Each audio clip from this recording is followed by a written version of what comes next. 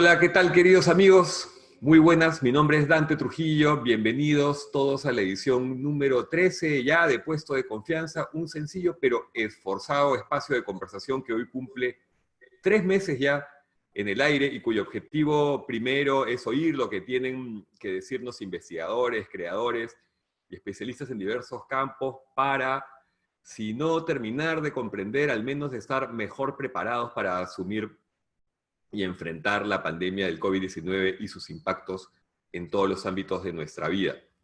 Hoy es viernes 28 de agosto del 2020 y ciertamente está bajando el ritmo diario de decesos por causa del coronavirus. Ayer se computaron 153 y también aparentemente estaríamos camino a aplanar la curva letal. Sin embargo, el Perú esta semana ha pasado a encabezar la tabla mundial y hoy es el país con la mayor letalidad del planeta. Un triste récord, ¿no? La cantidad oficial de muertos es de 28.277.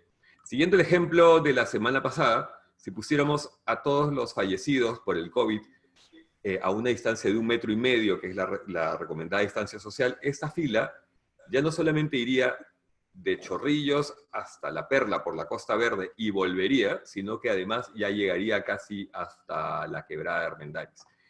Eso por hablar solo de las cifras oficiales. Las extraoficiales hablan ya de 70.000 muertos por el virus o por afecciones vinculadas, con lo que la pandemia ya en 5 meses habría superado la cantidad de muertos por el conflicto armado interno entre el 80 y el 2000. Pero las cifras oficiales, a la espera de su sinceramiento, repito, van por los 28.277 y mi invitada de hoy me ayudará a confirmarlo, pero estamos hablando de alrededor del doble de muertos, ojo, del doble de muertos entre militares y civiles que dejó la guerra con Chile. Este programa, como todos, está dedicado a quienes no están más entre nosotros, a sus deudos, a quienes perdieron el trabajo, la salud, los ingresos, la fe, la protección en estos duros tiempos. Pese a esta introducción, estoy bastante contento porque ahora mismo me acompaña, gracias a la tecnología, desde Kent, en el sureste de Inglaterra, la doctora Natalia Sobrevilla, una eximia y brillantísima historiadora connacional que lleva muchos años estudiando sobre todo la construcción de la nación peruana en el convulso y, creo, menos conocido de lo que se piensa, siglo XIX. Natalia es una crack total, y hace unos meses publicó este libro, Los inicios de la República Peruana, viendo más allá de la cueva de bandoleros, que seguro nos servirá de punto de partida para la charla. Hola Natalia, buenas tardes para ti. Qué gusto. Hola Dante, muchas gracias por la invitación. Es un gusto poder estar acá con todos ustedes compartiendo. Buenas noches y también recordando a todas las personas que han sufrido y están sufriendo en esta situación tan poco sin precedentes realmente. Sí, absolutamente sin precedentes. Es curioso ahora que has dicho buenas noches, que yo estoy casi al filo de la mañana, tú estás al filo de la noche y el programa va a ser emitido en la noche. Por cierto, este programa también va a ser propalado por la librería El Virrey, lo cual se agradece. Natalia, para entrar en materia, tu libro tiene un hilo conductor enunciado en el título que viene de una cita de Basadre que usas en el epígrafe, que voy a leer. Por eso me he puesto los anteojos. Hay, sin embargo, una leyenda negra sobre la época republicana, aumentada acaso por la propaganda de González Prada como reacción contra los hombres y contra los métodos que permitieron el desastre del 79. Según esa leyenda, la República fue una cueva de bandoleros. No sentenciemos tan fácilmente a desórdenes y errores que no dejaron de estar acompañados de esfuerzos meritorios y sinceros. A lo largo del libro, demuestras estar más quizá del lado de Basadre que de González Prada, ¿no? Hoy se sufre, me parece, las consecuencias de la falta de un verdadero espíritu republicano en nuestra sociedad. Uno creería que se trata de un problema sempiterno y casi inmanente en nuestro país, pero resulta que no. que desde nuestra misma fundación el Perú tuvo frente al conservadurismo un influjo liberal y republicano. Es así, ¿no es cierto, Natalia? Sin duda alguna. Y además, siempre hubo en el Perú liberales que buscaron la igualdad. Y si te pudiera decir en una sola frase cuál es el problema, el diagnóstico, si quieres, del Perú, tanto en el siglo XIX como en el siglo XX y aún en el siglo XXI, es la falta de igualdad. Nosotros no podemos tener una república si no tenemos ciudadanos que son iguales ante la ley y son iguales en la práctica, no solamente en la teoría. Ujú. Entonces, es un tema que todavía persiste, de la Correcto. falta de igualdad, pero no han faltado muchas personas que han luchado por eso y los liberales han sido unos de ellos. Esos son los esfuerzos meritorios y sinceros de los que habla Basadre. Ujú, ujú. Ahora, quiero hacer énfasis en esto, o repetir esto. Me parece que se nos enseña, o todos suponemos, que los liberales del siglo XIX no eran tantos ni los esfuerzos muchos, sino que era más bien una supremacía del pensamiento conservador que arrastraba, digamos, una serie de filiaciones monárquicas y, y de poco progresistas, ¿no? Que no consideraban precisamente esa presencia y ese valor del otro. Pero no es así, porque desde la fundación misma, o sea, desde la independencia misma ya había, o incluso antes ya existía presencia de liberales en el Perú, que a mediados del siglo incluso intervinieron en la construcción o en la forja de constituciones, ¿no? O sea, cómo era ese panorama de liberal en el siglo XIX? Bueno, justamente lo has mencionado. Si nosotros somos una república y no una monarquía, fue porque hubo una gran oposición a la propuesta de José de San Martín de crear una monarquía en el Perú. Y esos fueron justamente liberales republicanos, como Sánchez Carrión, eh, entre otros. Y se publicó en la Abeja Republicana ideas muy claras y muy certeras de por qué no debíamos ser una monarquía, por qué debíamos ser una república. Luego hubo un gran auge del liberalismo, las primeras constituciones peruanas, tanto la del 23, la del 28, la del 34, son constituciones muy liberales, con un regionalismo muy claro, con posibilidad de organizaciones municipales, con autoridades municipales. Y hay además esfuerzos conservadores, por supuesto, ¿no? La Constitución de Huancayo es una de ellas, en el 39. Después, todo ese debate que se da en la década del 40 entre Bartolomé Herrera y los hermanos Gálvez, Benito Lazo y otros, tienen que ver con esta idea también de la igualdad y quién debe tener el derecho al voto. Porque esa es otra cosa que veo mucho en el libro y es algo que siempre me ha parecido interesante. Esa idea, bueno, en el siglo XIX las personas no tenían derechos y era solamente una pequeña élite que decidía todo. Pero en realidad eso no era así. El voto en el Perú era bastante amplio. Por supuesto que hasta mediados del siglo XIX era un voto indirecto, que además había sido introducido en la época de la Constitución de Cádiz en 1812. Es decir, hay elecciones en el Perú desde 1810, incluso antes de la independencia. Incluso en el sur del Perú, donde se implanta la Constitución de Cádiz por una segunda vez en el trienio liberal, 1820-1824, van a haber elecciones, van a haber representación, es decir, hay un liberalismo. Cuando nosotros pensamos que solamente hay buenos y malos, o sea, solamente patriotas son buenos y realistas son malos, entonces ahí perdemos muchos de los grises, muchas de esas cosas tan interesantes que hay liberales en el sur del Perú que van a ser además realistas, que van a estar con la Constitución de Cádiz. Pero vamos a ver que ese sistema indirecto va a permitir que los analfabetos voten muy entrado en el siglo XIX. Y ese es el debate Herrera Gálvez es justamente ese punto. Si es que solo deben votar los más inteligentes, que es lo que dice Bartolomé Herrera, o si deben votar todos. Y el debate se resume en que Herrera dice solamente los más inteligentes, los más educados deben poder tener el voto, y los Gálvez dicen que no. Y ganan los hermanos Gálvez, ganan los liberales, gana el voto amplio. Se decía que tenía que haber educación, porque la corona española no había dado suficiente educación y por eso no sabían leer y escribir, pero que la República lo solucionaría. Se dieron cuenta que obviamente la República no lo logra solucionar y van extendiendo la fecha en que van a poder votar los analfabetos. Incluso en la Revolución Liberal de 1853-54, que es de los liberales, que han sido derrotados en las urnas por Echenique en las elecciones del 50-51, van a ser bastante radicales. Una vez más los hermanos Gálvez, el chileno Francisco Bilbao y otros más, y va a ser ahí donde se va a dar la abolición del tributo indígena, de la contribución, y además de la esclavitud, que en realidad es una manumisión, porque hay toda una serie de arreglos políticos y Castilla va a lograr llevar agua para su molino y tomar el control de esa revolución liberal y limitar el liberalismo que se va a imponer. Pero van a introducir elecciones directas, es decir, un hombre, un voto, y ahí van a poder votar los que han sido esclavos, van a poder votar todos los hombres.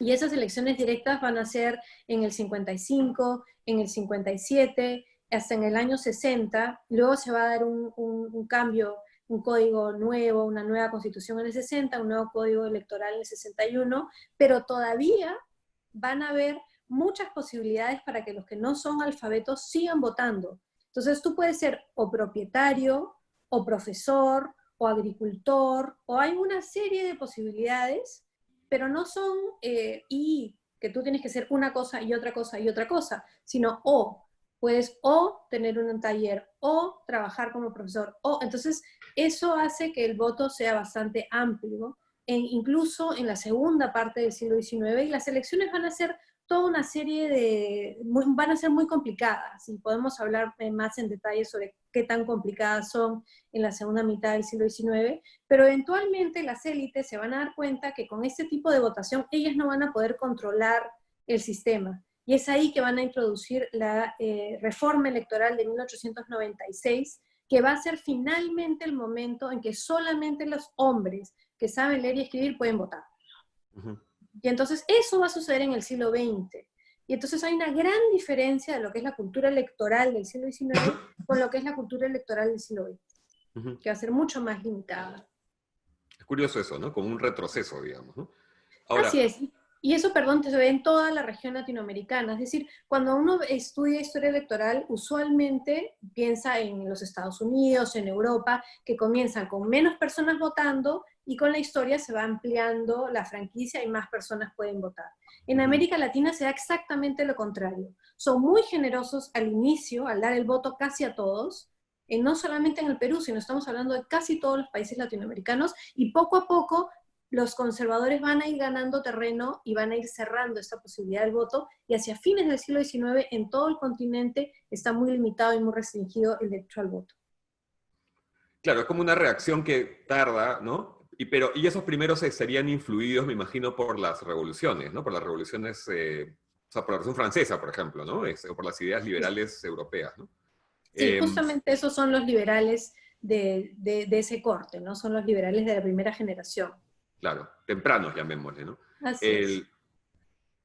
Quizás para la mentalidad de alguien de hoy en día, igual esos planteamientos que tú has dicho, que son liberales, de hecho, y que fueron muy liberales para la época, y que de todas maneras fueron más liberales, como bien has mencionado, que lo que pudo existir a principios o hasta mediados del siglo XX. Quizás lo que puede llamar la atención igual es, o sea, no deja de ser asombroso, en realidad es el asunto de la manutención de los esclavos, ¿no? O sea, a alguien quizá le podría costar entender que los esclavos no fueron liberados solamente, sino que los dueños fueron reparados, ¿no? Eso es una cosa como increíble, y además lo que eso trajo consigo, ¿no?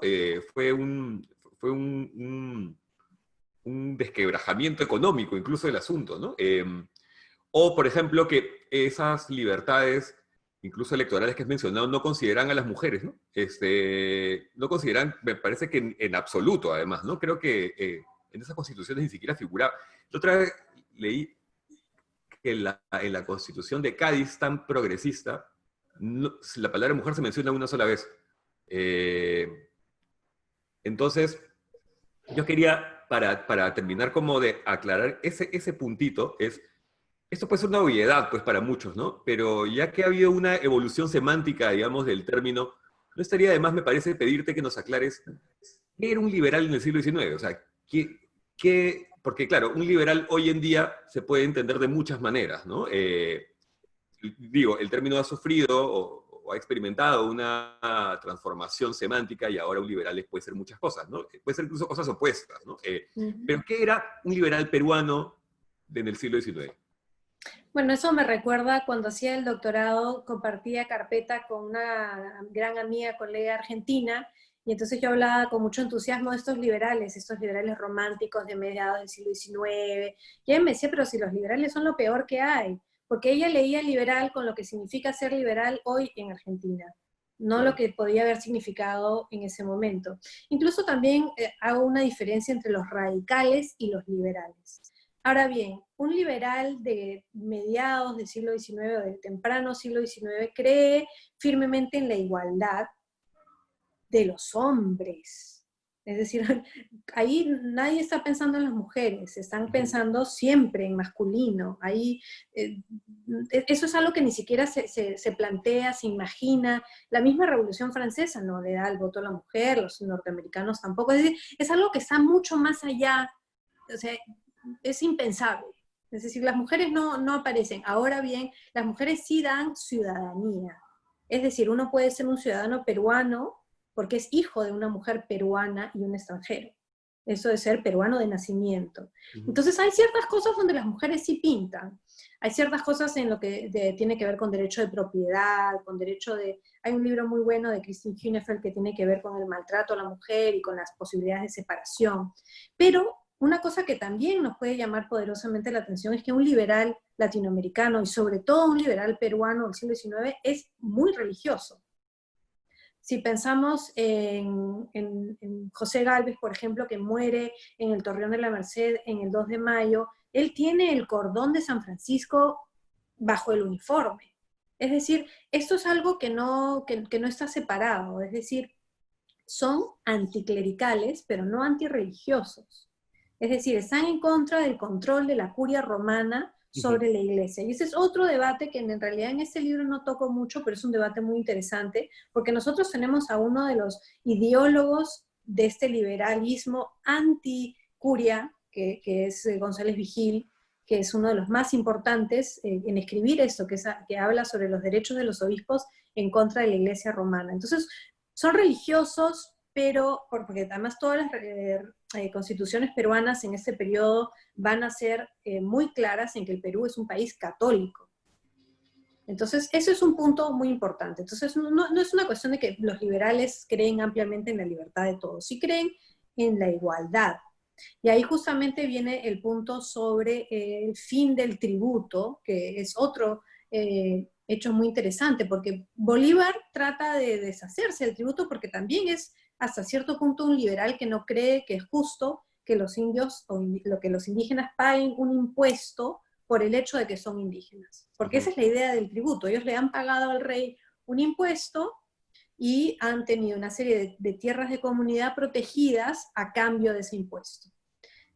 Pero entonces cuando se inicia la república dicen, no, eso nos parece injusto, la gente debe poder contribuir con impuestos porque son todos personas.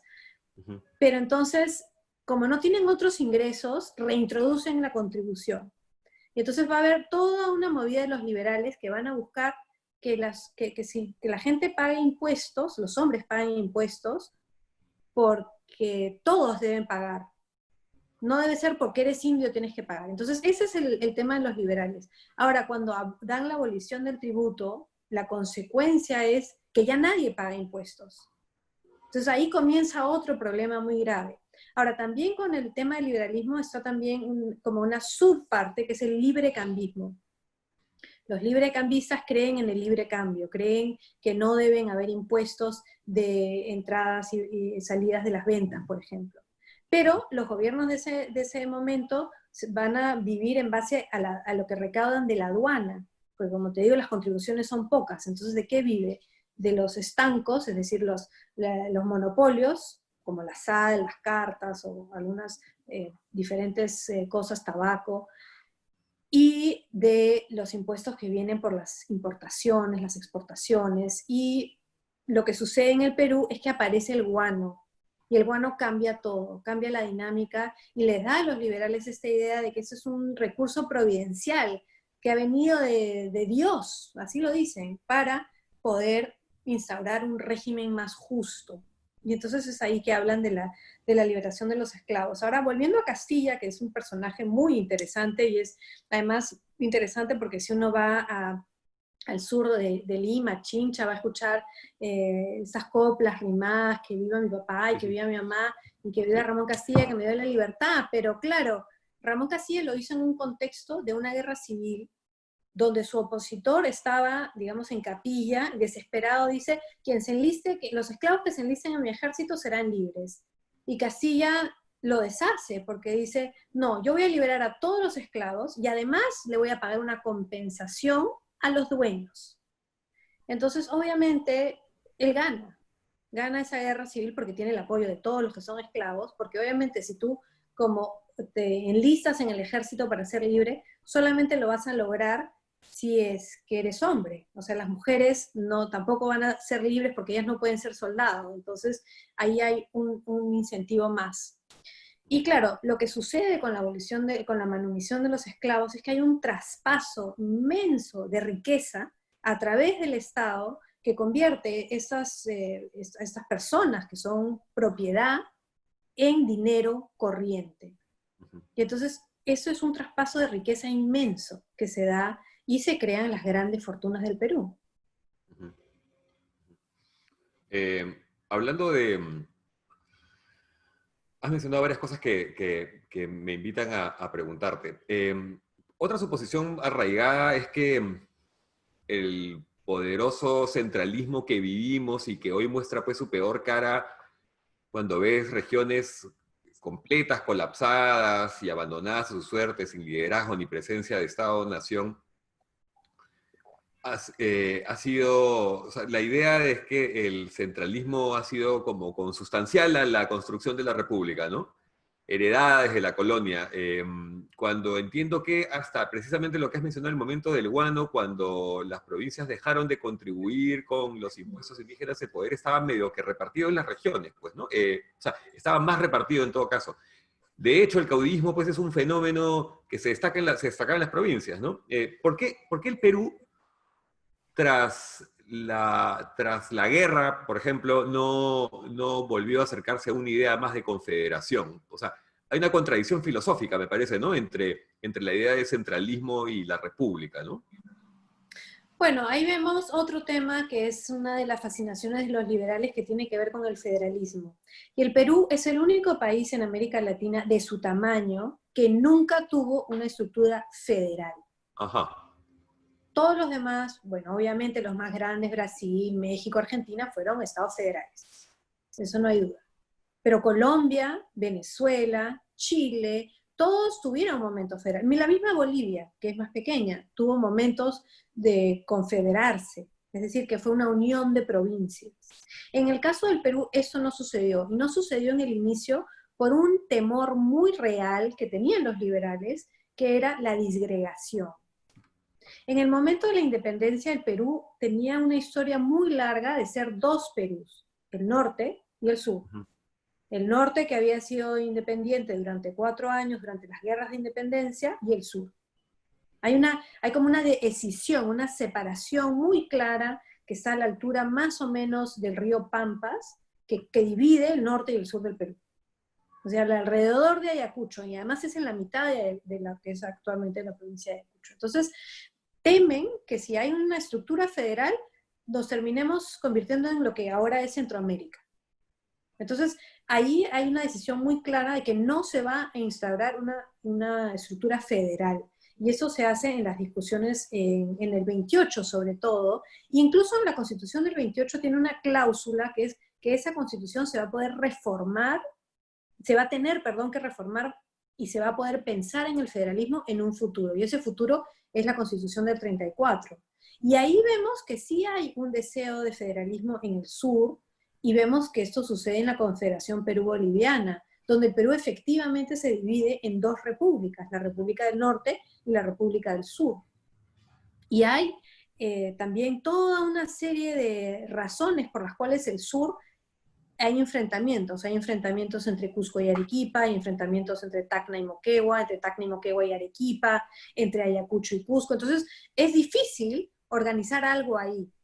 De alguna manera, no sé si te acuerdas en los años 80, cuando Alan García quería crear las regiones, y Claro. que iban a ser esas macro regiones, y al final se van disgregando en lo que son actualmente los departamentos. O sea, la regionalización terminó siendo algo mucho más pequeño. Pero eso tiene que ver también con la estructura colonial, que va a estar muy anclada en el municipio.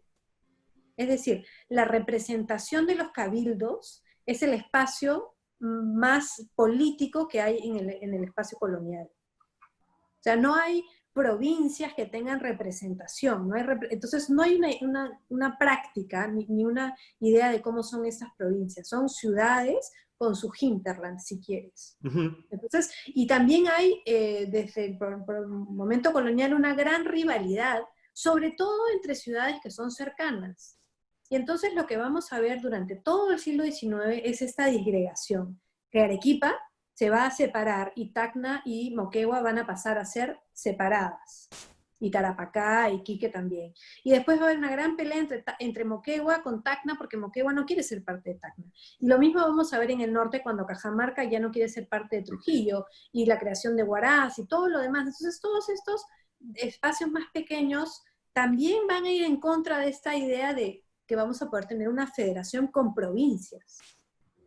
Porque un poco que vamos a terminar que teniendo una federación de 25 provincias, eso tampoco es posible. Incluso Leguía, en la Patria Nueva, también trata de crear parlamentos regionales y también fracasan.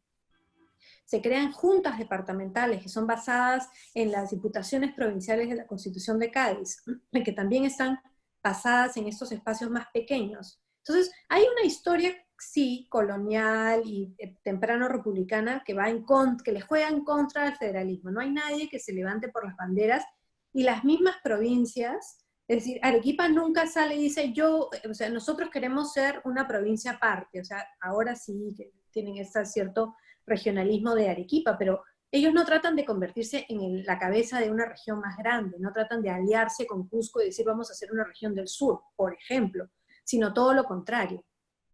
Ujú. Y lo mismo sucede en el norte, no hay, porque si tú comparas con otros países latinoamericanos, eso es lo que sucede, que son las regiones que van a estar a cada momento diciendo nosotros necesitamos tener nuestra propia autonomía.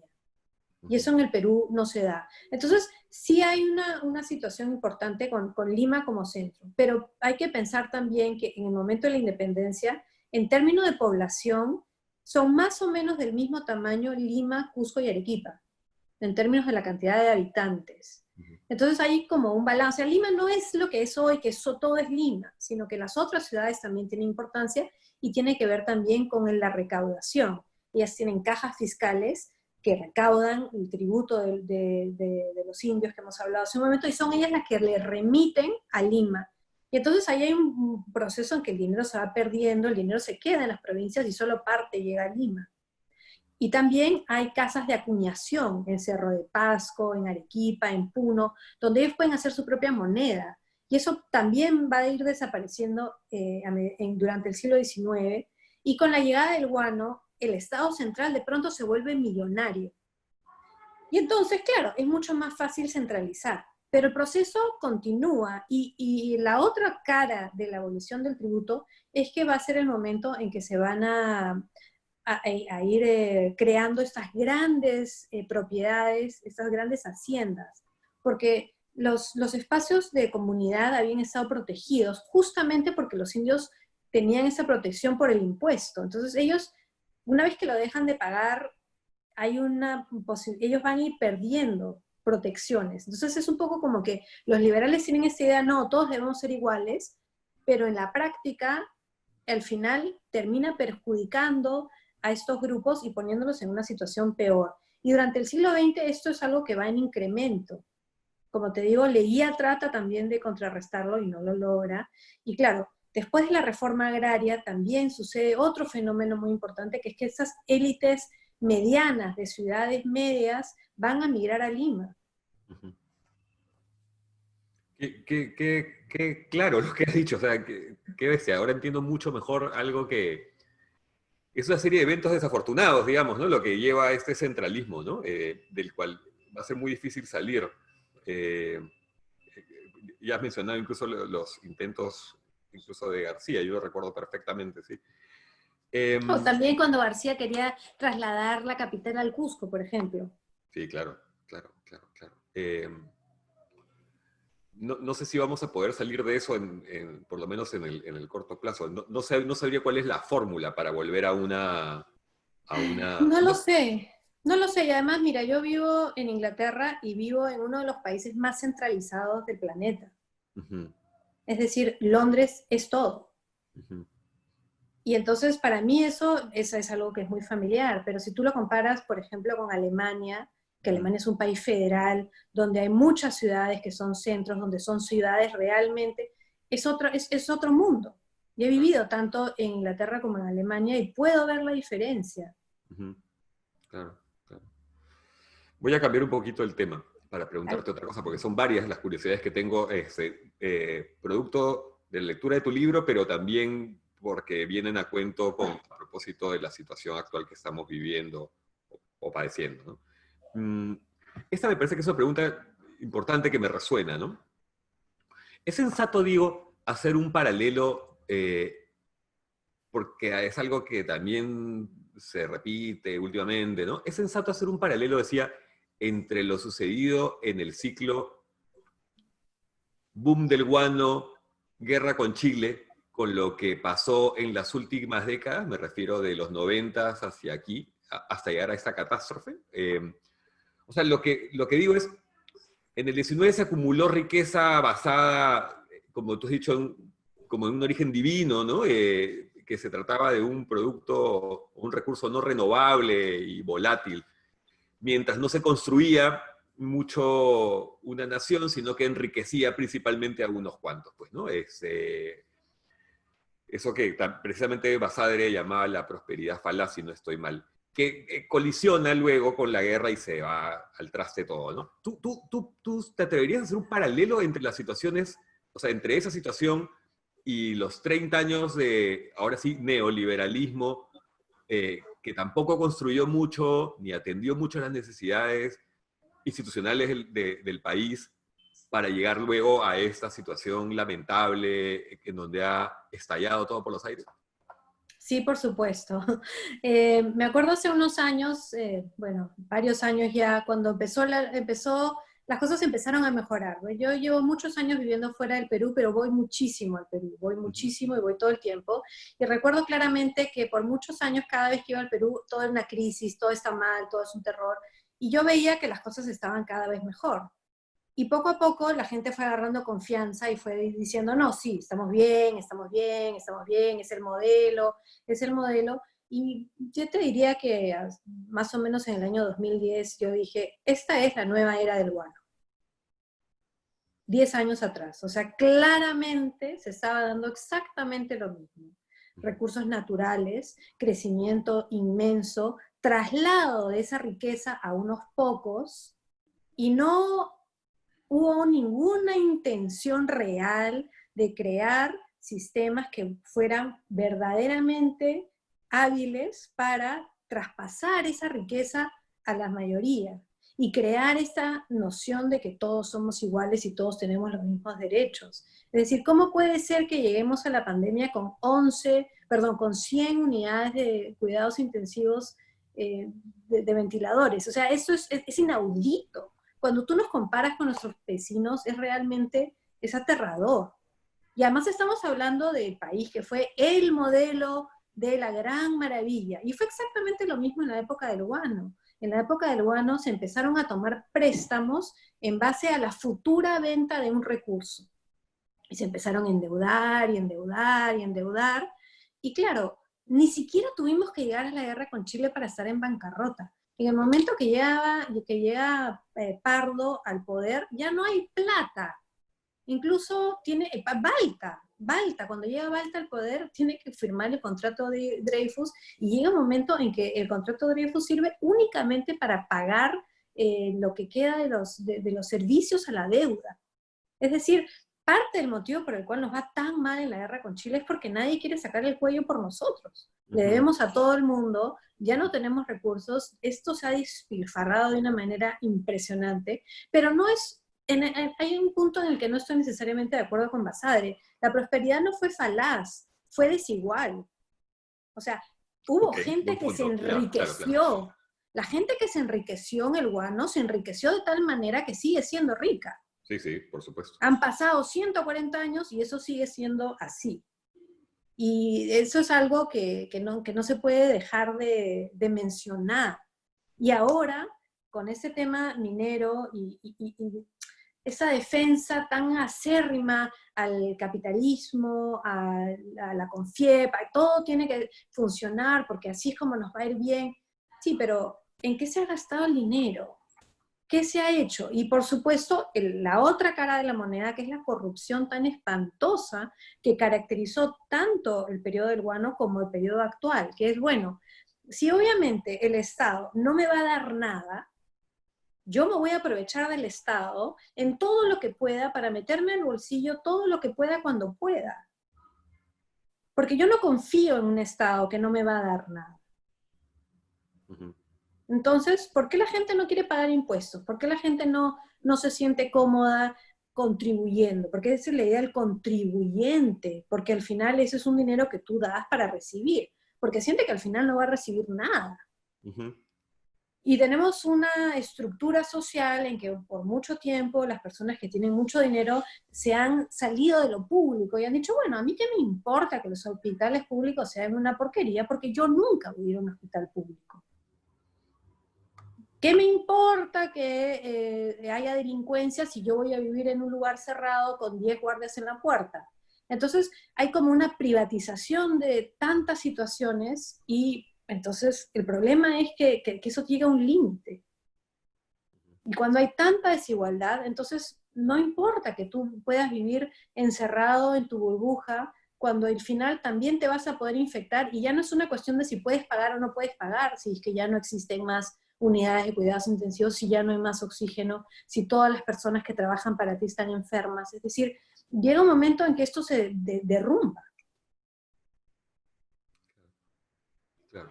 Ahora, quizás una diferencia puede hacer que, un matiz más que una diferencia puede hacer que como dices, a la llegada de Balta había que pedir más dinero porque simplemente se lo festinaron, mientras que por lo menos aquí, si bien no se invirtió en la institucionalidad, por lo menos se guardó el dinero. O sea, vamos, si no la situación ahora sería, o sea, si ya es una catástrofe, ya no sé qué sería en el caso de que por lo menos no hubiese caja, ¿no? Que por lo menos caja todavía queda un poquito, digamos, ¿no? En ese momento, en el de la guerra, pues no. Ahora, ya que tocamos la guerra,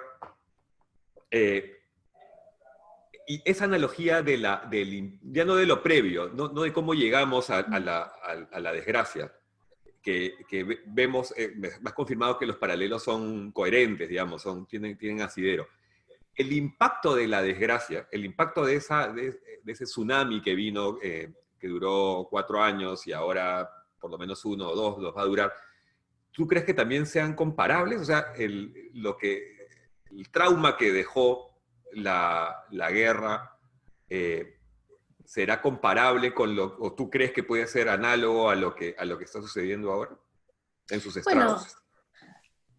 Bueno, quién sabe. ¿Quién sabe? Porque ¿qué sucede con el periodo después de la guerra con Chile? Viene la reconstrucción nacional. El contrato Grace. A eso iba un poquito. Perdona, disculpa que te interrumpa, Natalia. No pretendía, por supuesto, que hicieras un ejercicio de adivinación. Simplemente a la manera en que el país se paró o se intentó parar posterior a la guerra, ¿no? Y lo que sucedió con el civilismo y eso. O sea, me refiero a qué consecuencias crees que vengan, ¿no? Bueno, no, pero por ahí va la idea, ¿no? Digamos que en la reconstrucción nacional lo que se vio es que como se había traspasado tanto capital a un grupo de élite poderoso, esa élite se pudo recomponer de manera muy rápida. Y la república aristocrática fue posible porque tenía unos cimientos muy profundos. Había mucho dinero en manos de algunos pocos. Entonces, si lo ves de esa manera, también, volviendo al punto que tú traes a colación, que tiene que ver con la caja fiscal, con la manera como se han manejado los recursos, que no estamos ante el desastre que fueron los años 80 en que no había plata, porque no había plata, te volteabas y no había dinero, pero ahora sí lo hay. Sí me parece que hay una posibilidad de optimismo, en el sentido de que, así como en la época del guano, la prosperidad no fue completamente falaz, porque sí, el dinero sí existió y sí se traspasó a ciertas personas, ahora también. Ese dinero sí existe. Ahora, lo que nos tenemos que preocupar y preguntar, y sobre todo ahora que estamos entrando en un escenario electoral, es, bueno, ¿y qué vamos a hacer para reconstruir? ¿Qué tipo de país queremos reconstruir? ¿Y quiénes van a ser las personas que van a participar en este proceso de reconstrucción nacional que nos va a tocar a todos a partir del Bicentenario? Es un poco la idea del Bicentenario cambia, no es ya una celebración de hemos estado aquí por 200 años, sino más bien ¿cómo queremos encarar los próximos 200 años? ¿Qué hemos aprendido del proceso que ha pasado y qué es lo que queremos hacer diferente? Y hay ciertas cosas que me dan esperanza. Hay ciertas cosas que parecen, por un lado, muy desesperanzadoras, pero por el otro, por ejemplo, ya no es aceptable los niveles de racismo, a veces muy solapado y muy normalizado, que eran cuando nosotros teníamos 20 años. O sea, ya no es aceptable. Incluso cosas que eran aceptables hace 5 años ya no son aceptables ahora. Te lo digo por la última controversia que ha habido en redes sociales en base a la representación de una mujer andina. Eso ya no es algo chistoso. Eso ya no es algo que nos parece normal. Obviamente estamos a años luz de lograr realmente crear un sistema igualitario. Por supuesto que sí, pero sí por lo menos me parece que hay muchas cosas que ya no son aceptables, que eran aceptables. Soy un poco, en ese sentido tengo un poquito menos de esperanzas que tú. No esperanzas, sino de, soy un poco más, o sea, creo un poco menos en esa igualdad. Me parece que, claro, es un inicio, pero todavía es en una capa muy superficial, muy de élite, digamos, ¿no? O sea, no es una penetración verdadera de igualdad nacional. Ahora, has dicho varias cosas que me dan pie a preguntarte algunas. La, el próximo año, la reconstrucción, o a partir del próximo año. Ante la debacle de los partidos y la pérdida de lineamientos políticos claros y consecuentes, ¿no? Ahora todo es como hay una mazamorra ideológica, digamos. No extraña pues la aparición, y más aún a Río Revuelto, no extraña la aparición de personajes de toda laya, pues, ¿no? Salvadores, outsiders, militares, ¿no? Urrestis, ¿no? Qué miedo. Tú que conoces el siglo XIX, que fue rico, pues, en caudillismo, ¿no? Sobre las ruinas de la pandemia y acaso pensando en esas experiencias, ¿cómo ves el tema electoral el próximo año y el futuro durante ese lustro? Me refiero al trabajo de reconstrucción, pero en algo más básico. ¿Qué vamos a elegir? ¿Entre quiénes vamos a elegir? Porque las opciones ahora mismo pues son preocupantes, ¿no? Si bien no hay un escenario completamente claro y trazado, pues las candidaturas que se asoman, repito, no son partidarias, no son ideológicamente sustentadas, ¿no? Sino que son de caudillos. Vamos, ¿cómo lo ves? Bueno, primero que nada, los caudillos que estudio yo no aparecieron de ninguna parte ni fueron nada improvisados. Es decir, si tú piensas en Peset, él había comenzado su carrera militar a los 12 años, en el año 21. O sea, tenía una vida entera de hacer esto. Estas personas habían tenido, como te digo, carreras muy largas. Los primeros presidentes del Perú sí fueron todos militares y además fueron todos realistas, hasta Echenique.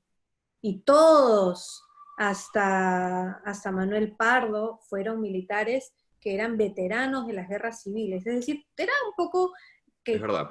iban llegando por seniority, si quieres. Es decir, no eran improvisados en el sentido que no habían aparecido de ninguna parte. eran personas que tenían largas carreras militares y me parece que eso es algo que se valora muy poco, que se considera muy poco, pero principalmente pienso en PESET. ¿Qué significa a los 12 años comenzar tu carrera militar?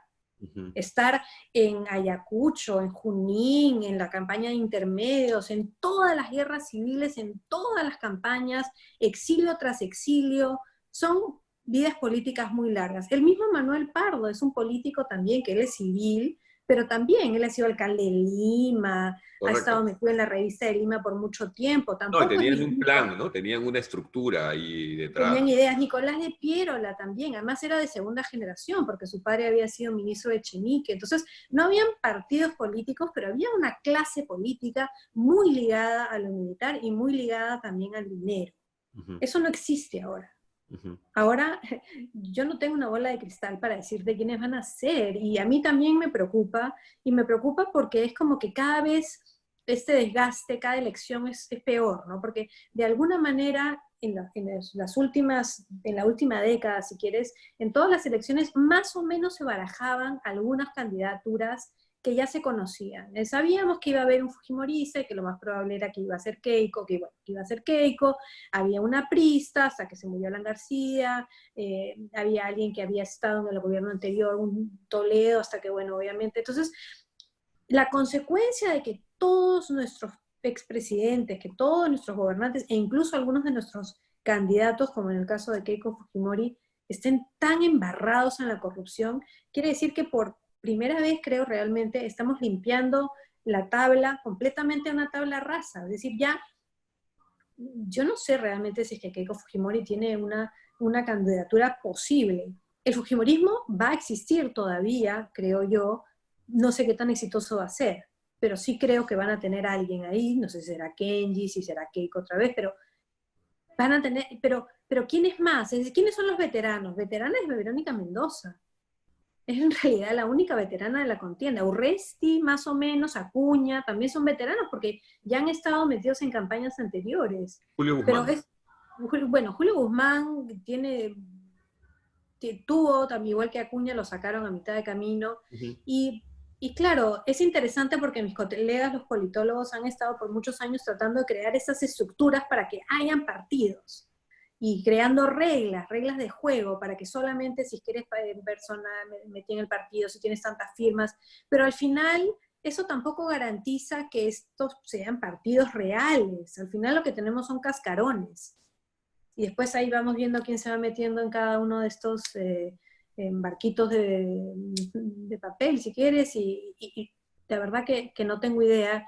Y obviamente que se viene muy, muy difícil la elección, porque si estamos pensando que vamos a estar encerrados los próximos 6 meses, y quién sabe, entonces la campaña electoral va a ser online, Ujú. Claro. ¿no? Digo, o sea, van a haber mítines, van a haber portátiles, o sea, es como que todo está de cabeza en este momento y no tenemos una serie de estructuras. Entonces, me es muy difícil vislumbrar cómo va a ser el escenario político. Es decir, veo cada domingo que dicen, ¿quién es a intención de voto? Forsyth, Urresti, y al final digo, bueno, pero, o sea, ¿de verdad se van a presentar? O sea, ¿de verdad va a ser? O sea, ¿quiénes van a ser los candidatos al Congreso? Es como que estamos en un limbo, pero es un limbo también muy peligroso, porque estamos muy cerca de las elecciones. Estamos a medio año.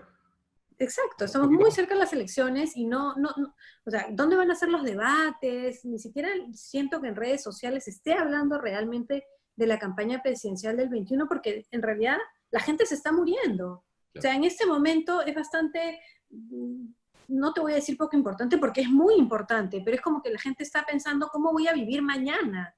claro. La No emergencia le sé, gana a la urgencia aquí. por supuesto, por supuesto.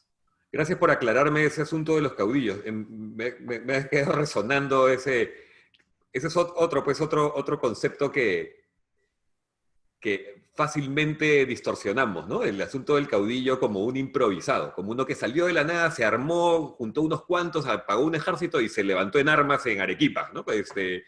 Cuando claramente, como bien has dicho, por lo menos en la mayoría de los casos, habrán excepciones,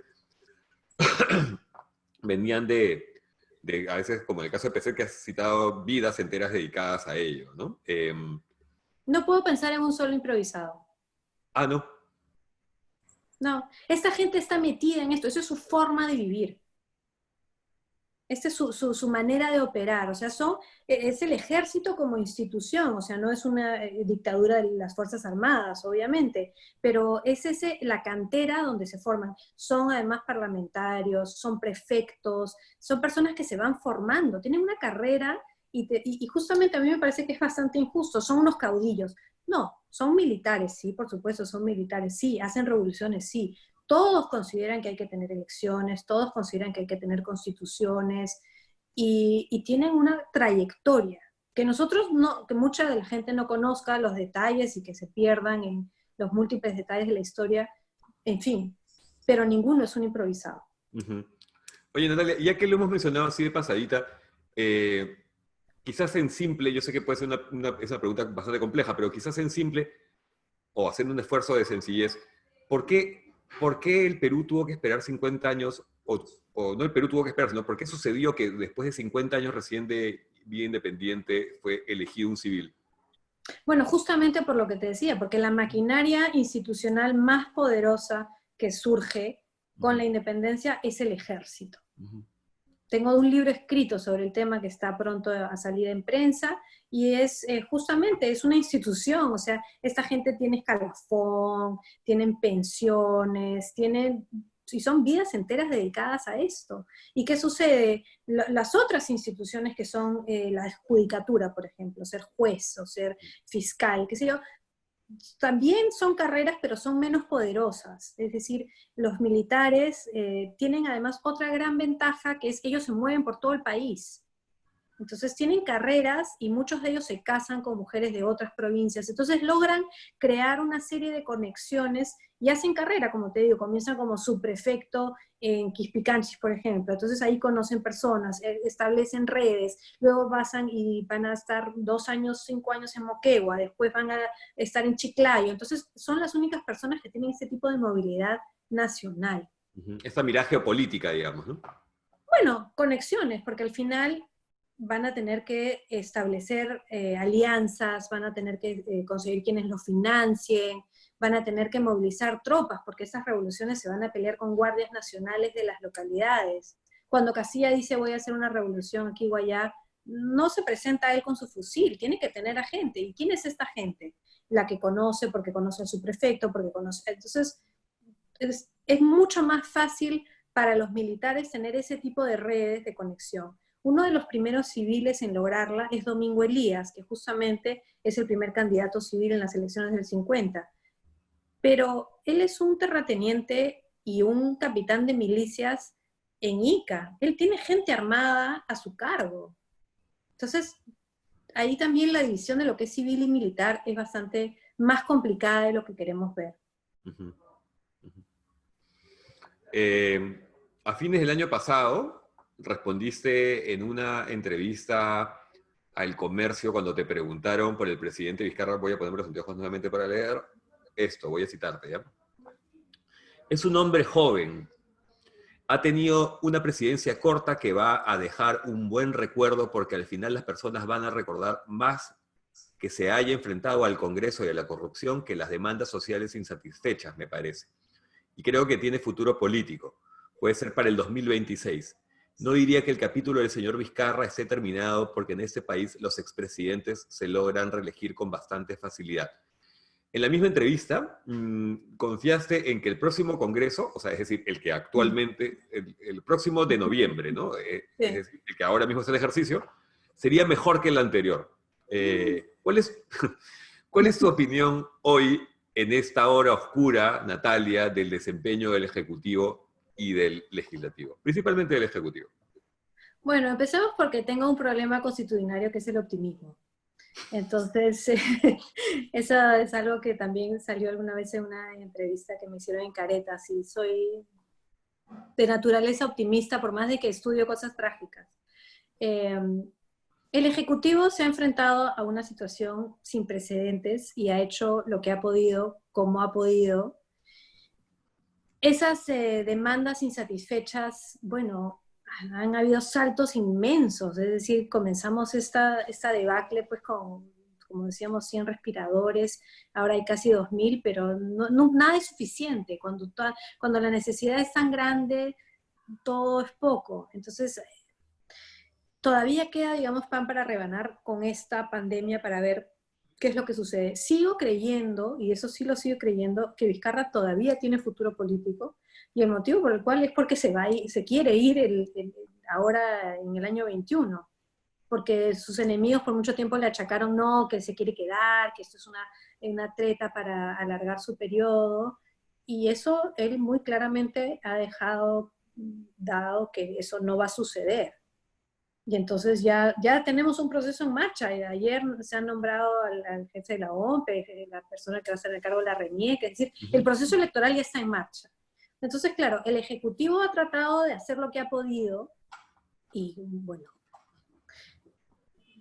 con altos y bajos, con momentos mejores y peores, con caja, con plata, entonces han podido tirarle plata al problema, pero tú puedes tener un problema al que le tiras plata, pero no hay suficiente plata para solucionar, o no importa cuánta plata tengas, hay ciertas cosas que el dinero no compra, es decir, la salud no se puede arreglar, es decir, tapar unos huecos tan profundos es difícil. Ahora, ¿cuánto de eso es culpa de Vizcarra y cuánto son cosas que vienen de antes? Eso también es un debate muy grande. Después hay todo el debate de esto es un problema social de los peruanos que no quieren aceptar las reglas o que van y se emborrachan en una discoteca, o que sé. ¿Es eso o es lo otro?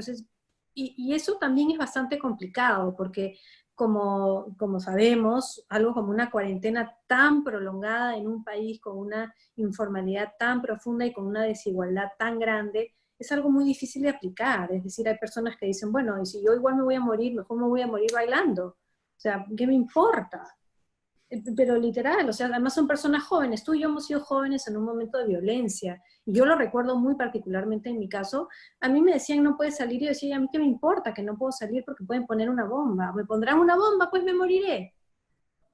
Hay algo de eso en la juventud y no es como para excusarlo, pero es para entenderlo.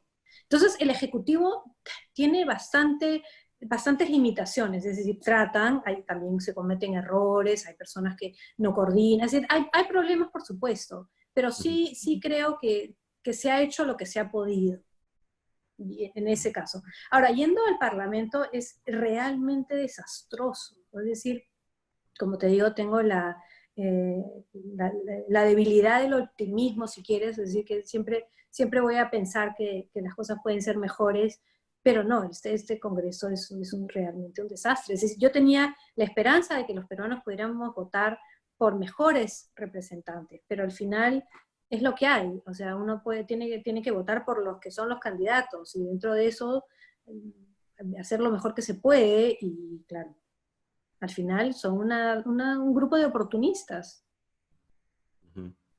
Estoy completamente de acuerdo contigo en las dos cosas, en realidad. Para empezar por lo último, en que yo me siento defraudado, yo tenía ilusión, como probablemente tú en ese congreso, no como probable, estoy seguro que como tú en este congreso, yo pensé que se iban a llegar más jóvenes, pensé que se iba a renovar la sangre y la verdad es que es calamitoso, ¿no? Y respecto a Vizcarra y al Ejecutivo, creo que efectivamente pues hay muchísimos errores, pero hay dos cosas que gobiernos anteriores no habrían podido mostrar como un mérito, que es, uno, yo siento, puede estar profundamente equivocado también, pero yo creo que no, que es un gobierno bien intencionado y esencialmente limpio. Yo no sé qué hubiese pasado pues en la época de García, por ejemplo, ¿no? Incluso en la época de Toledo, ¿no? Así que dentro de todo yo sigo creyendo que este presidente que no elegimos quizás es lo mejor que nos pudo pasar, pese a todo, pese a todos los errores, pese a todas las metidas de pata, los problemas de coordinación, etcétera, que cualquiera que yo recuerde de los que nos ha tocado vivir, ¿no? Pero bueno. Cambiando un cacho el tema, tú eres una académica, alguien que se ha formado, que se ha especializado en la universidad, donde luego dedicaste tu trabajo, ¿no? Tus investigaciones, tu carrera catedrática. La Universidad Peruana como tantas instituciones locales, sufren la precariedad y la desidia, ¿no? de histórica. Según ha publicado el portal Huayca, basándose en información de varias fuentes bastante fiables, para fines de este año abandonarían sus carreras 350.000 universitarios y 250.000 estudiantes de institutos superiores, principalmente por falta de plata y debido a la brecha digital. O sea, 600.000 estudiantes que pasarían a convertirse en ninis, ¿no? Si a eso se le suman los de las universidades canceladas con justicia por la SUNEDU, para el próximo año vamos a tener un ejército más de chicos en la calle, ¿no? Padres e hijos que se sentirán estafados, pues, ¿no? Por un sistema que no los protege y que, por el contrario, cancela su anhelo de progresar, los deja desamparados, lo que a mí me parece, o sea, se me hace un nudo en la garganta de pensarlo además, ¿no? ¿Qué futuro crees que pueden tener o esperar esos chicos, ¿no? ¿Y qué podría hacer un Estado como el nuestro para revertir o al menos paliar en parte el impacto de esa situación? Bueno, primero que nada, el tema de las universidades en el Perú es muy complejo, porque tenemos un sistema universitario que es muy mixto. Tenemos las universidades nacionales, que son gratuitas o de muy bajo costo, pero que son muy difíciles de entrar. Yo creo que ingresar a la UNI o a San Marcos o a algunas de las otras universidades nacionales es la muestra más grande de que tienes muchísima capacidad intelectual. Yo creo que hoy por hoy son los lugares donde las personas de mayor capacidad van a ir. Eso es primer punto. Pero, ¿cómo funciona la brecha digital en la UNI? Conozco a alguien que enseña ahí y las dificultades que han tenido para poder asegurarse que sus alumnos, que son extraordinariamente inteligentes, puedan tener las herramientas para realmente estudiar. Entonces, comencemos, digamos, un poco disgregando el tema universitario y quedándonos primero en los que están en las universidades. Después tenemos las universidades privadas que no son digamos que no tienen la idea de ganancia económica, es decir, muchas universidades de larga trayectoria, la Católica, la Pacífico, la de Lima, entre muchas otras, que son universidades de larga trayectoria, pero que tienden a tener estudiantes con mayores posibilidades económicas, sobre todo porque las pensiones han subido, entonces ahí se puede esperar que tengan los elementos para poder estudiar. Entonces, hay como, no te quiero decir una burbuja, pero hay un grupo universitario, y ahí también incluyo algunas de las universidades nacionales de provincia, donde efectivamente van a haber personas que van a seguir, no te voy a decir como si nada, pero que van a seguir siendo universitarios. Después están las universidades que se crearon en el tiempo de Fujimori para ganancia económica, algunas de las cuales son buenas y tienen han pasado la SUNEDU, pero son universidades que buscan ganar dinero de los alumnos, que lo cual para mí, ideológicamente, o por donde me encuentro también, es muy difícil de concebir como un concepto. Es decir, que hay lucro en base a enseñarle a personas en la universidad. Eso para mí es algo que me resulta muy problemático a todo nivel, más allá de que las universidades sean buenas o malas. Luego están las universidades que han sido cerradas por la SUNEDU porque no solamente le cobran a sus alumnos, a veces mucho dinero para el alumno, es decir, uno dice, bueno, pero las pensiones no son tan caras. Bueno, no son tan caras para ti, pero para una persona que está poniendo todos sus ahorros para una carrera que es mala, es una estafa. Correcto, por supuesto. Es decir, a mí me parece tan terrible que esas personas estén dejando las universidades, pero me parece aún peor que hayan personas que estén lucrando con los sueños de estos padres y estos jóvenes para tener acceso a una universidad. Eso me parece a mí infame, o sea, me parece criminal. Por supuesto, hay el problema de todos estos jóvenes que van a entrar al mundo, digamos, laboral, donde no hay trabajo, y no hay estudios, y no hay oportunidades. Pero tampoco es algo nuevo en el Perú. Otra vez, recuerdo nuestra juventud en los 80 y en los 90, la situación de la universidad era esa. No había muchas universidades, no había muchas posibilidades, y además había muchos universitarios que después terminaban de taxistas. Entonces, Yo creo que también esta idea de la promesa de que la universidad es la solución a todo es también bastante problemática. Es decir, yo soy alguien que está dedicada a la vida universitaria y creo firmemente en ella, pero también pienso que solamente se debe dar un estudio universitario si esta universidad realmente es una buena universidad. Es decir, si no, si no estamos estafando a la gente. Claro. Pero, ¿qué va a pasar con estos chicos? O qué... Yo sé tampoco que no es su especialidad ese punto, pero sí, pero como alguien que has vivido, como hemos dicho tú y yo, prácticamente toda tu vida adulta dedicada a la universidad, eh, ¿qué podría pasar con estas personas? Porque estamos hablando solamente entre los que he mencionado 600.000, más los de SUNEDU, ¿no? Que van a ir a competir con los graduados del año pasado que tampoco tienen chamba, ¿no? Y ¿no? los ejércitos humanos de personas desocupadas ahora mismo, ¿no? Bueno, somos un país joven, con cada vez más jóvenes que tienen que ser insertados en la sociedad. Entonces esa es una realidad. Pero también es cierto que va a suceder lo que ha sucedido siempre. Subempleo, eh, informalidad, la gente tratándose de ganar la vida como pueda, subsistir de la manera que pueda. O sea, es eso lo que va a suceder, es lo que sucede siempre. Y lo que es más extraño en el Perú es que siempre hay una manera de absorber todos estas ingentes cantidades de jóvenes que, también, bueno, también lo que se vio en el pasado fue la migración. Ahora eso no es necesariamente el camino, pero uno nunca lo sabe. Muchos de nuestros contemporáneos, y yo misma soy migrante, No, y claro. migramos porque no teníamos las oportunidades en el momento. Entonces, Sí, bueno, pero el problema es que como esta situación es global, va a ser, me imagino, un poco difícil que te vayas a otro país porque va a estar en una situación, si no igual, parecida, digamos, ¿no? O sea, no va a estar con los brazos abiertos como, claro, hace 20 o 30 años o la época de García, tú sabías que si te ibas a Australia, te ibas a Canadá, incluso a Venezuela, qué sé yo, pues conseguías trabajo, pues porque había trabajos que la gente de ahí no hacía, pues, ¿no? Pero ahora, o sea, ya no es el mismo escenario, ¿no? ¿no? Eh, no, no sé, a mí me parece preocupantísimo, porque claro, ya no se pueden sumar más a la informalidad, o sea, la informalidad No, ya sí, es el 70%. O sea, sí, pero sí se pueden sumar más a la informalidad. Sí, porque siempre se pueden sumar más a la informalidad, porque si el sector formal no los puede absorber, algo van a hacer. pero es que este país es una combi, o sea, no puede ser ya más, o sea, No, sí, no.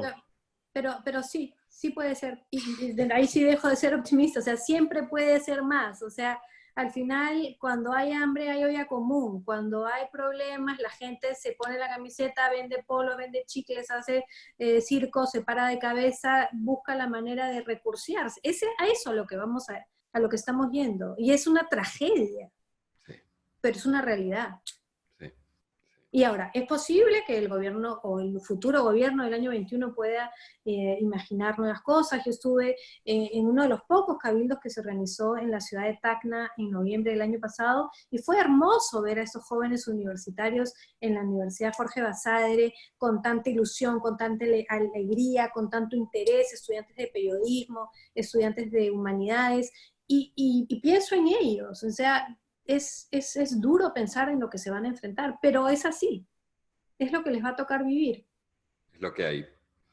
¿Sí? Ya lo has mencionado antes, pero ahora lo has vuelto a citar y me sirve un poco para como ya acercándonos al cierre.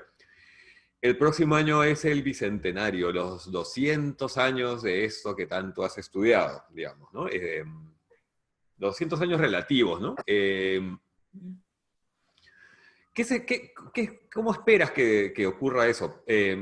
A ver, al principio de la pandemia, pero cuando ya se veía lo que iba a suceder, yo conversaba con algunas personas, recuerdo que tuve una conversación con Cecilia Bácula, y Cecilia decía que, según ella, el próximo año había que cancelarlo. O sea, de una vez había que cancelarlo y que había que pasarlo al 24. Y me sonó bien porque yo decía, por varias razones, porque me parecía que era para empezar, porque no puedes hacer una fiesta inmediatamente después de un velorio, ¿no? O durante un velorio prácticamente, ¿no? Luego, porque de alguna manera el 24 reconoce más la participación provinciana, sella efectivamente la independencia. Estoy siendo tópicos, ¿no? No estoy siendo tópico. Y también concluye el proceso latinoamericano, etc. Entonces me parecía que, ¿qué les parece, amigos, si paramos por ahora el proyecto Bicentenario y lo trasladamos al 24, ¿no? Luego también están quienes piensan que podríamos celebrar el 22, pues, ¿no? Porque el 22 también tiene el Congreso, etc., ¿no?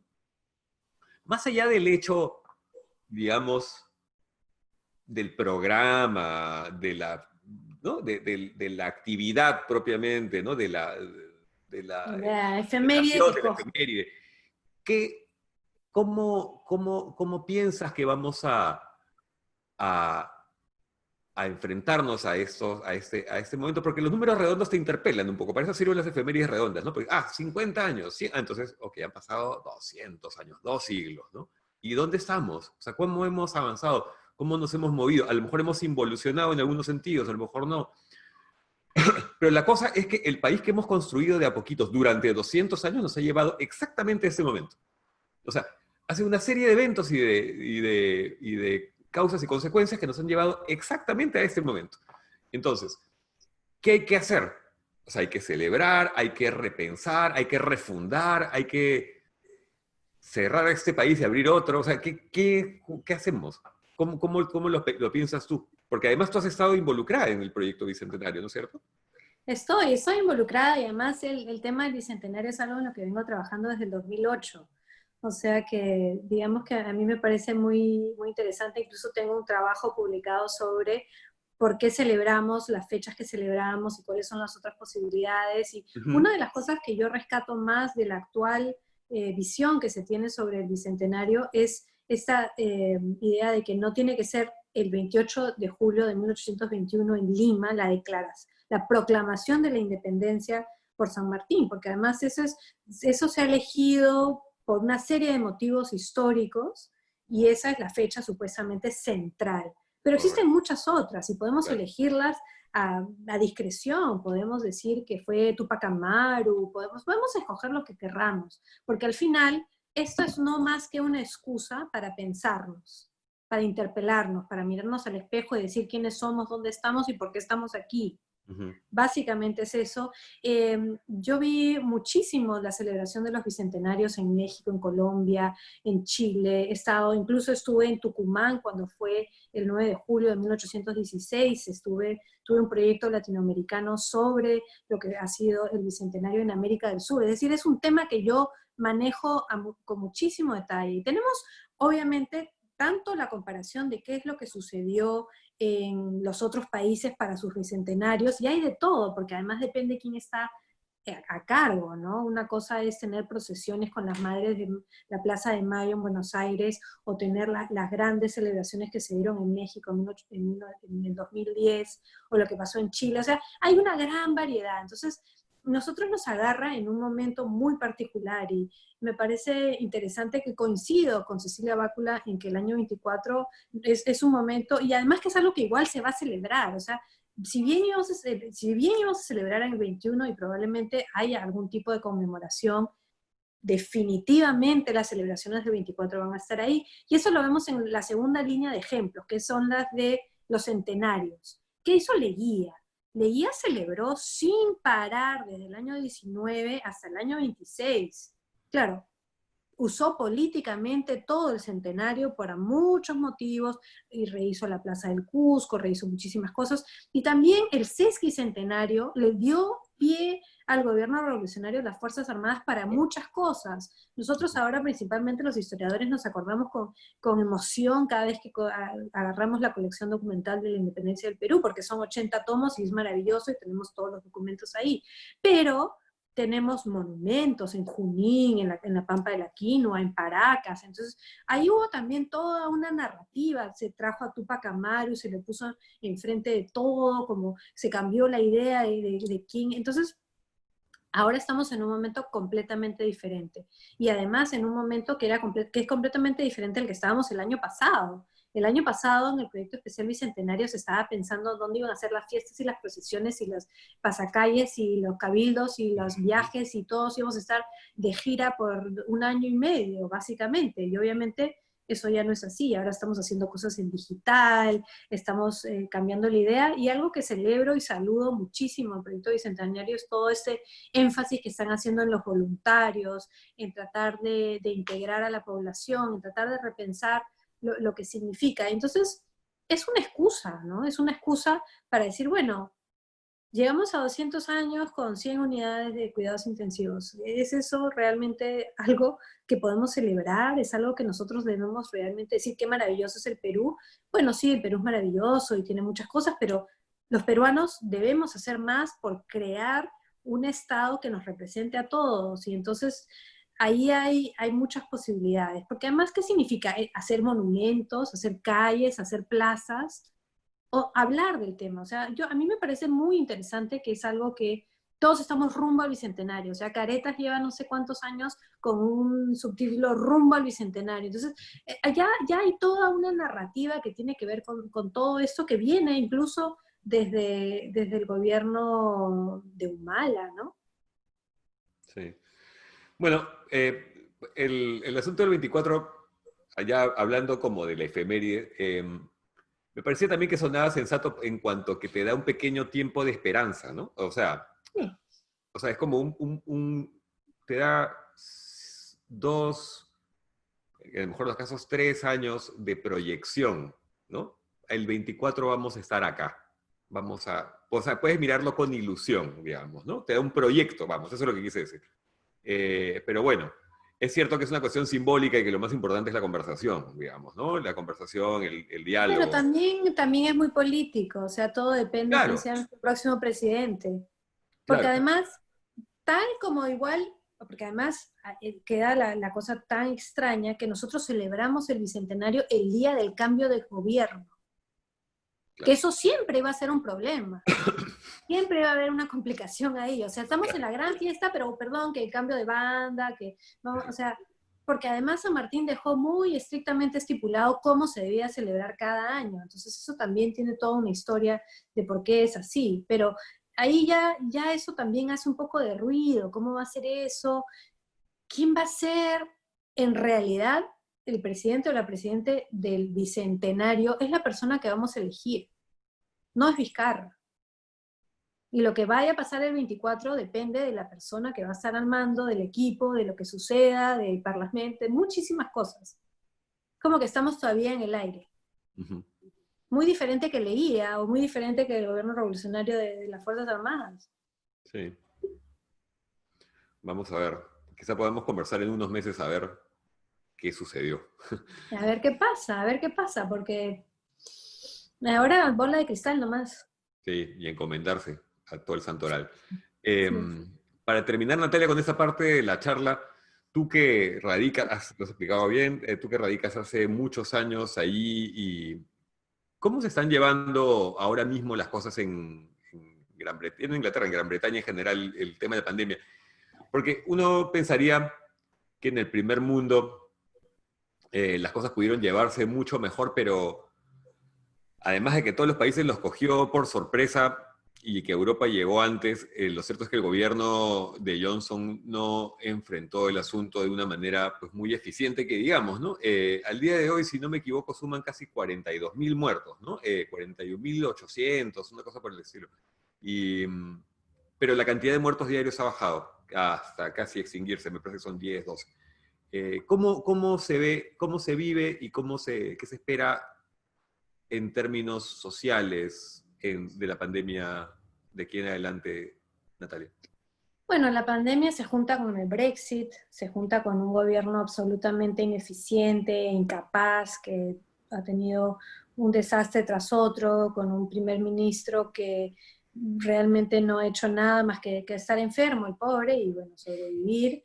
Eh, y ahora estamos en un poco lo que llamamos calma chicha, porque aquí es el verano, es el fin del verano, y hasta que comience septiembre y los niños vuelvan a la escuela, y ha habido un debate si que van a ir con máscara o sin máscara, pero van a ir en presencial, hasta ese momento no vamos a ver realmente qué pasa. Están volviendo a subir los números de contagios, ya estamos alcanzando otra vez los números que teníamos alrededor de junio, por ahí, Así. Y sí, es una tendencia que se está viendo en toda Europa. Obviamente los países que están peor son Francia y algunos otros. En Francia están con 6.000 contagiados diarios hoy por hoy, mientras que en el Reino Unido estamos en 1.400, en Alemania 1.500. Entonces, todo el mundo espera la segunda ola, qué va a pasar con la segunda ola, estaremos más preparados, menos preparados, pero es realmente aterrador que en un país donde los recursos no faltan, donde la medicina es socializada, donde supuestamente todo es posible, hayamos estado tan mal preparados. Yo no sé si supiste, pero yo tuve COVID muy, muy temprano en la pandemia. No, no lo supe, no, no. Sí, sí, sí, fui una de las primeras pacientes, estuve enferma a mediados de marzo, es decir, incluso antes de que se cerraran aquí todas las cosas, en que se entrara la cuarentena, yo me enfermé. Incluso las clases mías las cancelaron un lunes y yo tuve fiebre un miércoles, es decir, si mis clases no se cancelaban, yo hubiera ido contagiado a todo el mundo alegremente. Y entonces, para mí fue muy molesto que todo el mundo siguiera como si no pasara nada, cuando yo claramente me daba cuenta que las cosas estaban muy mal. Ya cuando cerraron, yo ya estaba mejorando.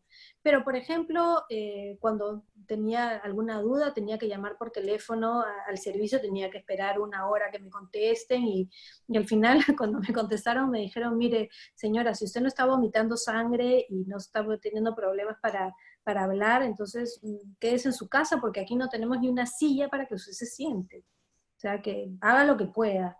Y efectivamente tuve suerte, me pasó, tuve un proceso largo, fueron casi 2 o casi 3 meses de convalecencia, que estuve bastante debilitada, Wow. pero en fin pasó.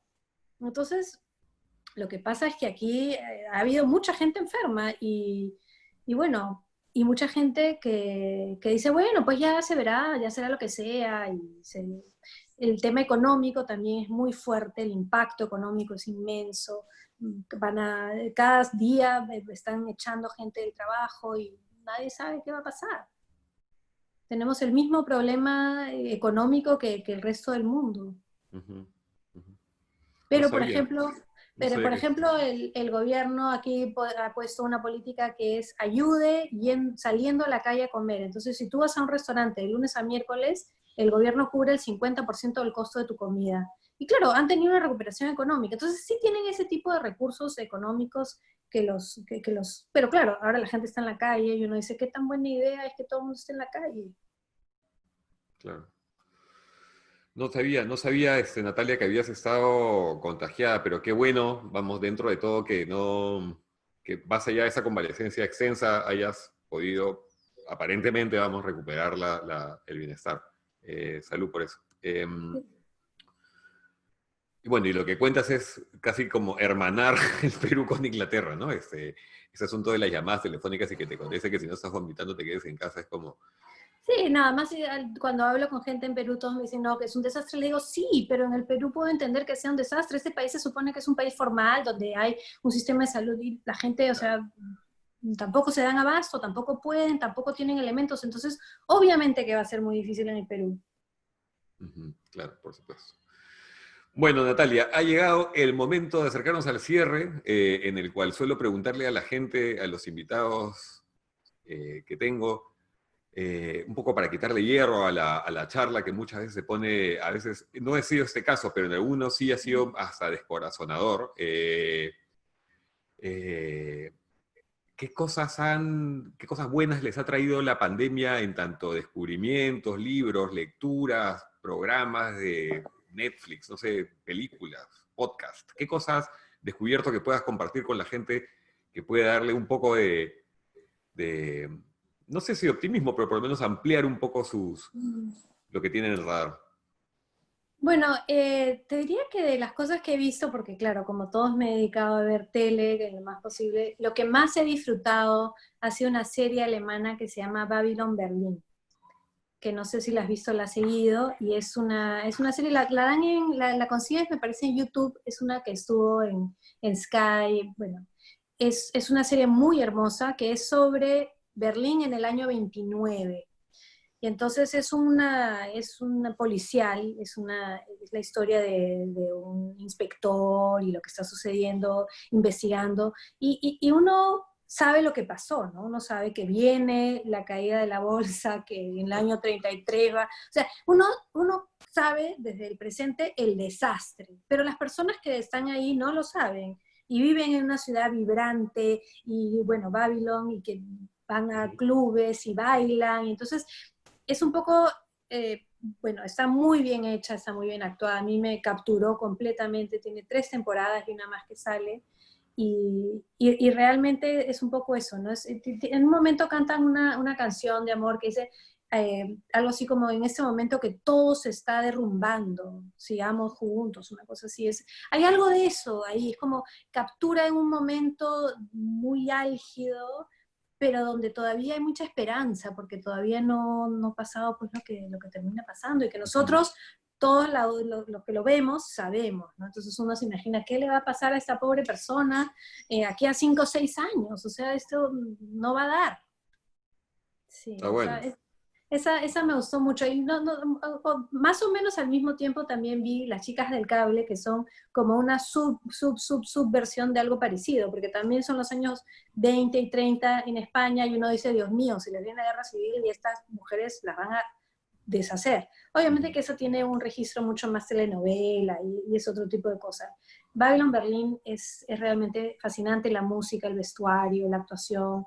Me envolví completamente en esa serie.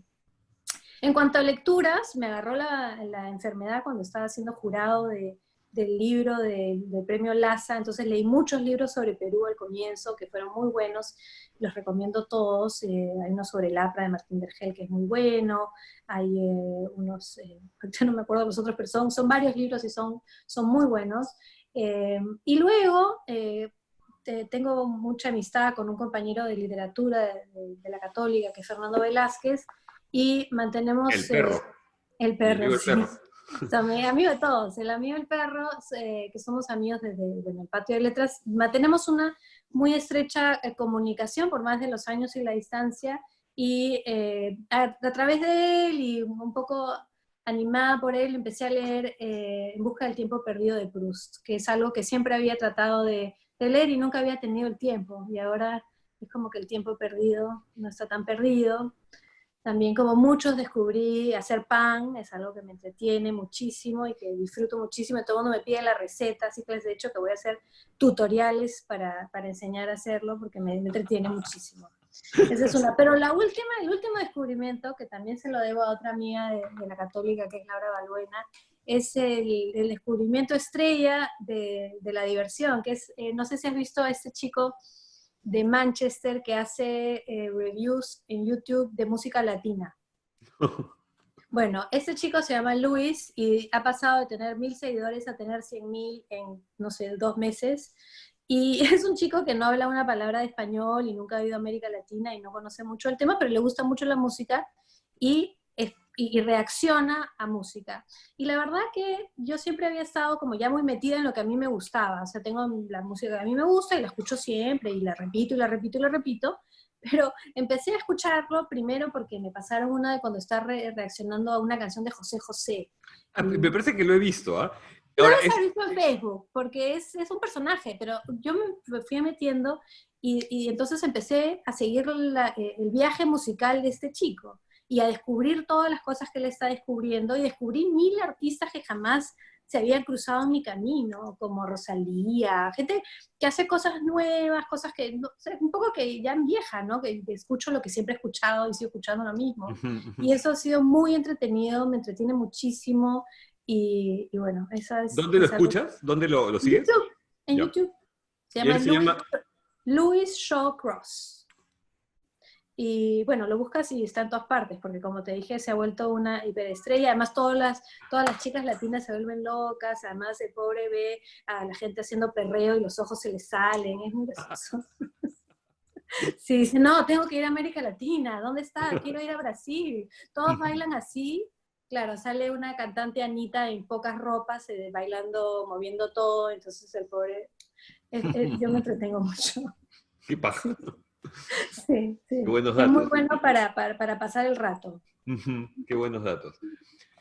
Bueno, yo también voy a recomendar, como también es usual, algunas cosas. son libros, en este caso, bueno, continúa la fila en su segundo fin de semana, donde ya se presentó el libro, por cierto, de Natalia, que ya, yo también ya había recomendado la semana pasada, pero ya que lo tengo a mano, se los presento nuevamente. Los inicios de la República Peruana es un libro fantástico, complejo, es retador, no es un libro tampoco tan sencillo, pero vale la pena muchísimo anotarlo, ¿no? Y procesarlo. Pero en realidad iba a recomendar otros más recientes. Decía, la FIL continúa en ese fin de semana. Les aconsejo revisar la programación, les aconsejo mirar las novedades, entrar a las tiendas, que todas piden descuentos, porque así se apoya a nuestra industria editorial tan golpeada en estos tiempos también. Me parece que en general hay que ser agradecidos con los libros, ¿no? Y una manera de ser agradecidos con los libros es apoyando a los libreros, que son quizá de la parte de la cadena productiva del libro más débil, ¿no? Sobre todo los libreros independientes, las librerías pequeñas. Así que me parece que nos toca a todos eso, ¿no? La página web de la feria, claramente lo saben todos, pero igual lo repito, es fillima.com.p, y algunos libros que no mencioné la semana pasada de inminente o ya reciente aparición son, uno es Mitologías Velasquistas, Industrias Culturales y la Revolución Peruana 1968-1975, editado por el Fondo Editorial de la Católica y bajo la curaduría de Miguel Sánchez Flores. Este libro bastante interesante reúne textos, entre otros, de Gonzalo Benavente Seco, Elton Honores, Fidel Gutiérrez, Alex Huerta, Carla Sagasti, Mijail Mitrovich y más, ¿no? Luego es un libro que ya salió, pero que se presenta, que es Las viejas calles de Lima, de Juan Bromley, editado por la Municipalidad Metropolitana de Lima. Es un libro lindo, entrañable. Luego otro libro fantástico y esperado, es uno compilado, es un libro de textos compilados por Emilio Bustamante de Armando Robles Godoy, se llama La batalla por el buen cine, textos críticos 1961-1963, publicado por la Universidad de Lima. Y bueno, dos libros sobre Alan García. Uno he participado en la presentación, lo he leído bien, me parece que es fascinante, que se llama El Código García, 10 miradas clave para descifrar al político más polémico de la historia del Perú, editado por Debate, y que reúne textos de Daniel Alarcón, ese famoso texto que publicó para el New Yorker cuando se suicidó García, Sonia Goldenberg, Santiago Roncayolo, Gabriela Wiener, Rafaela León y más. Por cierto, ¿a ti te parece, Natalia García, el político más polémico de la historia peruana? Del siglo XX, sí. ¿Y del siglo XIX? Nicolás de Piérola. Ya, claro. Estaba casi seguro de la respuesta, pero... Y el otro libro dedicado al malogrado presidente García es Vivo o Muerto, ¿qué pasó el último día de Alan García?, de José Vázquez, editado por Estruendo Mudo. Luego, otro libro bonito, es uno editado también por el Fondo Editorial de la Católica, que se llama Su afectísima discípula, Clorinda Mato de Turner. Son cartas que se enviaban con Ricardo Palma entre 1883 y 1897, una delicia.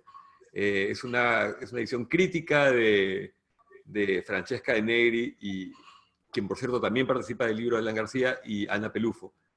Y por último, un libro de Carla Penano y Urpi Torrado, editado por la Universidad del Pacífico, que es Familias Peruanas, más familias de las que te imaginas, que es un libro que promete sorpresas respecto a los prejuicios, de los estereotipos que tenemos de las familias peruanas y cómo han cambiado en los últimos tiempos. Querida Natalia, ha llegado el momento del poema de confianza y yo sé que has hecho tu tarea. Bueno, la he hecho y no la he hecho, porque justamente con el perro siempre tenemos la discusión, porque tú sabes que él es poeta y yo no soy muy dada, yo no soy muy dada a la lírica, entonces he hecho un poco de trampa y he seleccionado una carta, que es una carta de Julio Ramón Ribeiro a su hermano Juan Antonio, que es una carta que me gusta mucho, e incluso la frase final es una que utilizo mucho, y además que tiene que ver con mi forma de ver el mundo, de estar siempre en movimiento, siempre viajando, y ahora también para invitarnos a todos a que el viaje no tiene que ser exterior, sino también puede ser interior. Ya sé Y exactamente como, lo que vas a leer. Ya. sí, que lo sabes. Pero es para mí también una excusa poder hacer unos viajes virtuales, como son el viaje de hoy, y te agradezco por eso. No, Y es gracias a ti. obviamente eh, ser el eterno forastero. El gran error de la naturaleza humana es adaptarse. La verdadera felicidad estaría constituida por un perpetuo estado de iniciación, de sucesivo descubrimiento, de entusiasmo constante. Y aquella sensación solo lo producen las cosas nuevas, que nos ofrecen resistencias que aún no hemos asimilado. El matrimonio disminuye el amor, la posesión mata el deseo, el conocimiento aniquila el placer, el hábito, la novedad, la destreza, la conciencia. Ser el eterno forastero, el eterno postulante, he ahí una fórmula para ser feliz. Precioso, claro. Gracias. Gracias por eso. Gracias por tu tiempo, Natalia. Gracias por ser tan didáctica sobre temas que pueden ser abstrusos para muchos de nosotros, por tu inteligencia, por tu dedicación, por tu buena disposición y por tu optimismo, que claro que nos hace falta. No sé si quieres añadir algo más antes de cerrar. Bueno, nada, eso, que por más que, como te digo, estudio cosas muy tristes y sucesivamente tristes, siempre trato de guardar y atesorar ese optimismo y ese deseo de sorprenderme, de buscar la novedad, de buscar lo nuevo, de tener la curiosidad. Claro Muchas que sí. gracias por la invitación. No, no, no. Si fuera cristiano te diría Dios te guarde y Dios guarde tu optimismo. Eso es todo, queridos amigos. Nos vemos el próximo viernes en un nuevo intento, una nueva pretensión de ponerle más luz a tanta penumbra. Los invito, perdón si soy un machacón, pero este programa ya solamente se emite a través del portal, perdón, de la página de Puesto de Confianza, ya no desde mi muro, y al día siguiente de las emisiones que está colgado también en YouTube para que puedan verlo cuando quieran. Gracias a Leiriel Virrey también que debe estar propalando eso en este momento. Gracias a ustedes por estar ahí. Eso es todo. Que viva la República, amigos. Nos vemos el próximo viernes. Adiós.